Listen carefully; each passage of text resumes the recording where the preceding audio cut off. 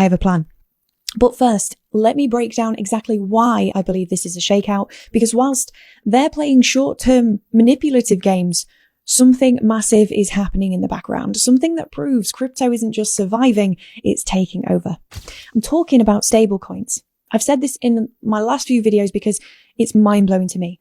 In 2024 alone, stablecoins processed $27.6 trillion in volume.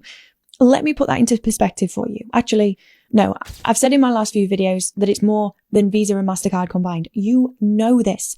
But let's think about what this actually means, guys.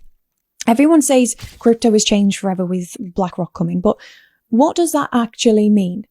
We now live in a reality where stables do more volume than the biggest payment processors in the world. And that was with fees. Now Plasma is out and stablecoin transfers are literally free. You can send payments across the planet for free in seconds. This makes much of modern banking obsolete. Then add to the fact that BlackRock is investing hundreds of millions into crypto, Bitcoin treasury companies are exploding in value, the literal fabric of TradFi reality is being torn and remolded to include crypto. So is it actually over? Well, in the end, it's impossible to say. This could be a bubble. And this is not financial advice. I'm not a financial advisor, and I'm not saying crypto will go up for sure. But I find it hard to believe that as far as this industry has come, it's about to go into hibernation for another 3 years like it did in the past. The actual real-world adoption of this technology is exploding. This isn't speculation. This is infrastructure. In my opinion, crypto has become undeniable. So what do? They shake retail out of the future of money whilst they accumulate it for pennies on the dollar. I'm not letting them, but is there proof? If you want to know if a crash is real or engineered, there's one chart you need to look at. Not for the price, not the fear and greed index, Bitcoin dominance. Here's how it works. During a real market crash, a true panic, what does everyone do? They flee to safety. In crypto, the safest asset is Bitcoin. So capital flies out of risky altcoins into Bitcoin, and Bitcoin dominance spikes hard. Now look at what happened during this dump. Bitcoin dominance barely moved. It's holding steady right around 57 to 58%. What does that tell you? This was not a market-wide panic. This was a leverage flush. This was a targeted attack on over-leveraged long positions. Smart money isn't running to Bitcoin for safety. They're using their stable coins to buy everything cheaper across the board. They're not fleeing the market. They're buying the market. You're panic selling them. Right now, 97% of the market is in pure reaction mode. They're emotional. They're scared. They're making decisions based on fear injected into their veins by whales. They're falling for the trap. But the 3%, they planned for this. They knew it was coming. In my previous videos, I warned you about September volatility. I told you to be wary of the Fed rate cut pumps because they often lead to traps.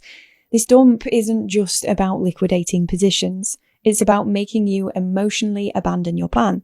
It's about breaking your conviction. So ask yourself right now, are you reacting to their psychological warfare, or are you sticking to your blueprint? Because the timing of this was surgical. It was brilliant in a diabolical kind of way. First, they promised that Fed rate cuts would pump the market and we would head to 150k. Rate cuts happen and nothing. Crickets. Then a few days later, boom, a massive dump. They wanted retail traders high on hopium to pile in. Leverage across the system built up to dangerous levels. Everyone was betting on up only. Then once retail was fully exposed, fully leveraged long, they pulled the rug. They triggered a cascade of liquidations, forcing your forced selling to push the price down even further. Why now? Well, because they need cheaper entry points. With stablecoin volume at record highs, institutions and whales are sitting on mountains of cash ready to deploy, but they can't just buy billions of dollars of Bitcoin on the open market without sending the price to the moon, unless they engineer the selling first. Every liquidation that got triggered was their limit buy order being filled. They didn't buy the dip, they created it. Do you not see the truth? They tell you September will be massively bearish. Instead, it's slightly bullish. They tell you rate cuts will be massively bullish. Instead, the market crashes a few days later. Believe nothing. So what's my move? It's the hardest thing to do in a market like this, but it's the only right answer. I do absolutely nothing.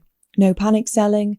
That's feeding the strategy. No revenge trading. That's letting my emotions drive. I just hold.